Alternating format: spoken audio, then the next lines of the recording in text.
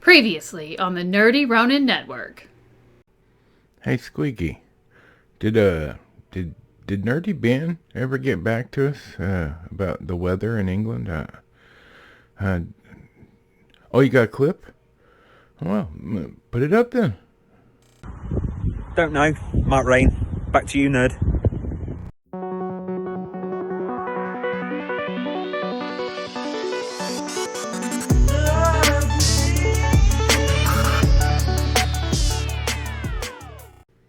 And it's Fri-Yay. That's right.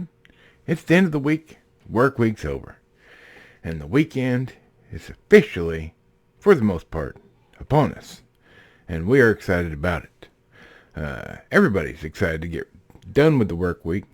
Hello! As I said, it's Fri-Yay. I hope y'all are all doing great on this wonderful, delightful, hellish heat wave of a day. And we're glad you're here. Like and subscribe as usual, if you don't mind. And in the description below are some things we like and enjoy. And they don't pay us. We just think they're awesome. I got some special friends here today. Alright? I mean, actually, not just me dressed up, okay? I know, I'm weird, okay? But thanks to the divisiveness and the downgrade of entertainment today, it's getting harder and harder to find good entertainment, or quote-unquote good entertainment. So I was thinking, and I was talking to Squeaky Chair about it, and I was like, maybe we should ask some of our friends 5 movies that they think are good with the state of entertainment, and Holly Weird being what it is. We're honestly curious what people think is going to happen in the future of entertainment, and what they see as good movies to watch. So I asked a couple friends, the Rookie Critic and FanZcene Vids, and they answered me, and I'm going to show you what they said. So, with no further ado, Squeaky Chair, throw the Rookie Critic up there. Hello there, I am the Rookie Critic, part of the Fandom Collective, and I'm going to be telling you guys about 5 of my favorite movies. Basically, that's what I'm doing here. So, sorry about the environment right here. That was hot as hell. I'm in the garage because there's some stuff in my room that prevents me from being at my computer at the moment. So, gotta record in the garage, sorry. But anyway, so, favorite movies. Now, or movies that I think are the best. That's a tough one because I am currently trying to go through and watch a lot of movies these days because I haven't seen a lot that I probably should have. And I'm still gaining a different perspective. There's a lot of movies that I might have loved a long time ago and might hate now, and vice versa. So my perspective on a lot of things are changing quite a bit. But on top of my head, recently I just saw Sin City for the first time, and I freaking loved that. That jumps to me to like my top 10 easily. Freaking easily. So Sin City's up there. That was fantastic movie, excellent cast, excellent way that they're telling the story is very over the top and silly here and there, but still had a sense of gravitas and drama. Freaking loved it. That one, that's probably my favorite right now, just speaking right now off the top of my head. That one's there. And then let's go to the Avengers, the 2012 Avengers. Now, a lot of people might pick one of those movies from the MCU, sure, but I don't know. That was one of the type of movies that changed the game for me and how I could perceive movies and characters and interconnections here and there. Like, when it was up to that point, I think that it was done pretty well, and I really liked how they integrated the story and everything.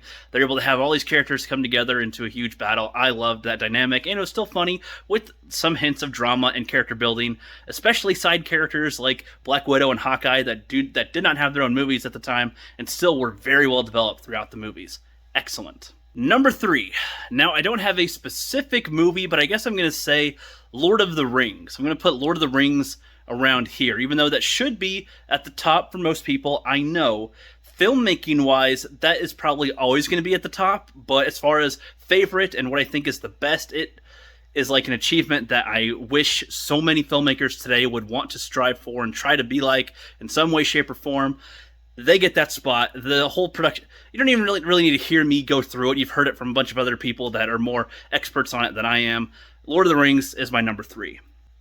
Now, number 4, this is where it gets tricky because there's a lot of movies that could fit into this sort of slot here. A lot of movies that I'm going to have to think about, but I'm going to put just a big franchise right here for now. Again, this is just next week I could have a different type of top 5, but for now this is my top 5. Planet of the Apes. Now, there's no one specific movie in the entire franchise, whether it's the reboots or the old ones or the Tim Burton one. I liked all of them. I liked all of the Planet of the Apes films. I think that each of them have their own bits of creativity and originality, even if some of them are similar to each other and based off of a book. They still have a lot going for them. And those are ones that I actually plan to review at some point in the future and look at them again. I just watched the Tim Burton one again recently. A lot better than I think it's remembered for, definitely. Now for number 5, I'm going to go with Tremors. Again, I don't know if I could specifically pick Tremors 1 out of the entire franchise, but that is, I'd say Tremors is up there. I have a huge love for Tremors, and I discovered my love for Tremors being as strong as it is thanks to the sequel versions of them coming out, similar to how that happened with Star Wars. Freaking episode 5, 6, and 7 of Tremors are a disgrace, and they Jake Skywalker Burt Gummer. That.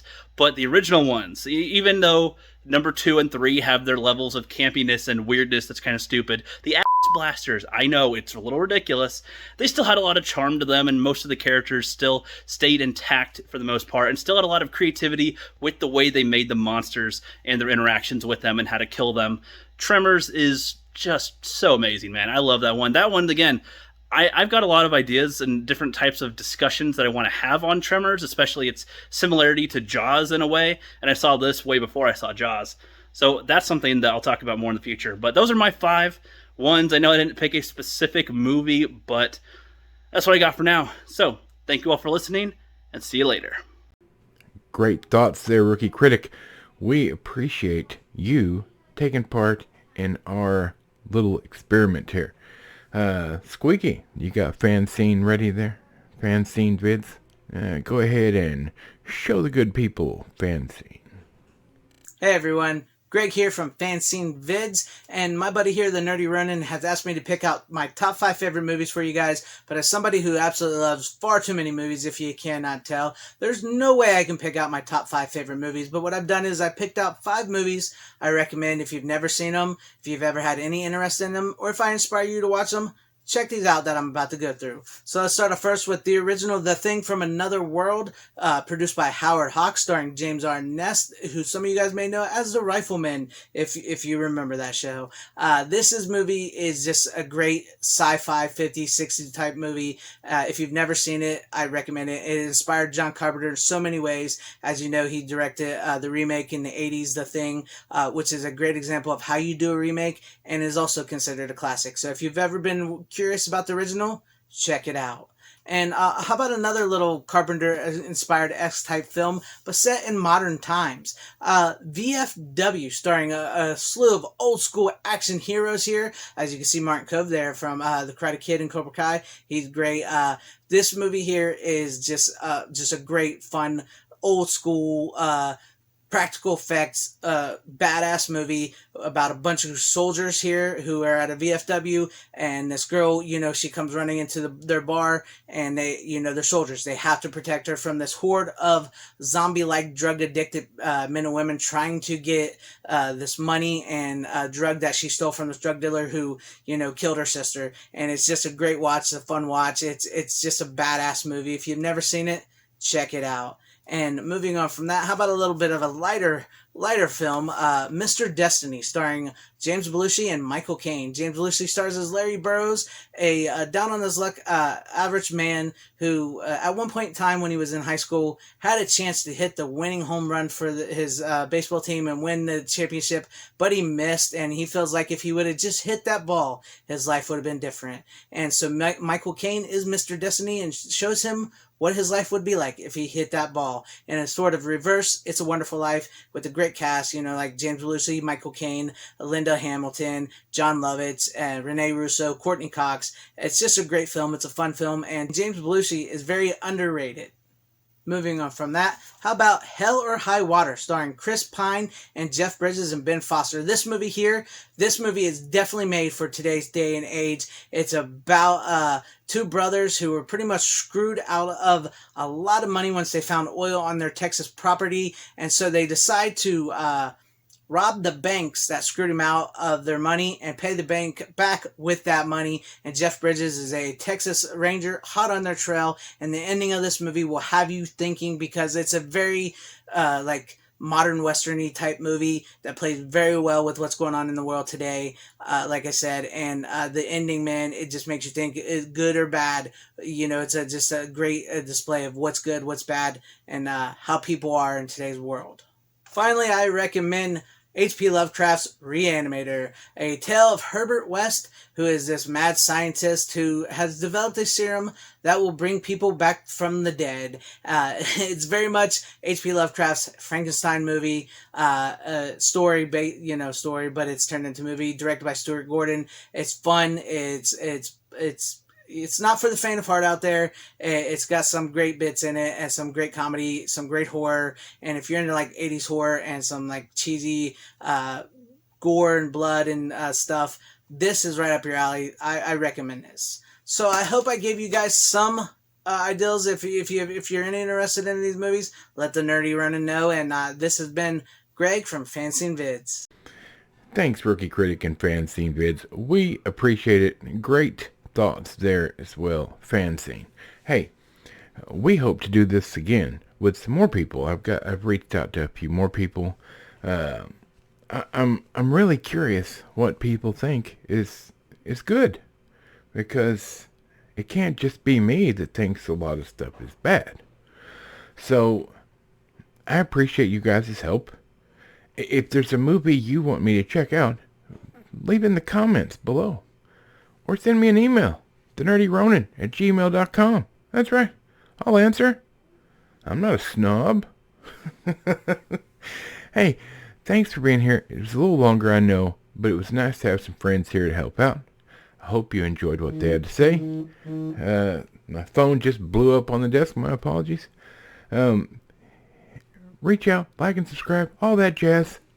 From Michael the Microphone, Bob Squeaky Chair, and this fat nerd, wishing you a great weekend, and we'll see you on Monday.